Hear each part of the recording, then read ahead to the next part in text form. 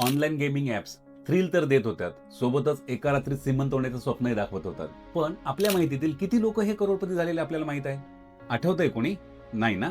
कारण असं काही होतच नव्हती. यात महत्वाचं काय होतं? तुम्ही जर जिंकत नव्हतात ना, तर त्याचा सरळ सोपा अर्थ हाच होता, की तुम्ही तुमचे थोडे नेहमी घालवत होतात. मग आता याला अल्टरनेट काय? याला अल्टरनेट आहेत म्युच्युअल फंड आणि स्पेशली SIP. यातून तुम्हाला काय मिळणार आहे?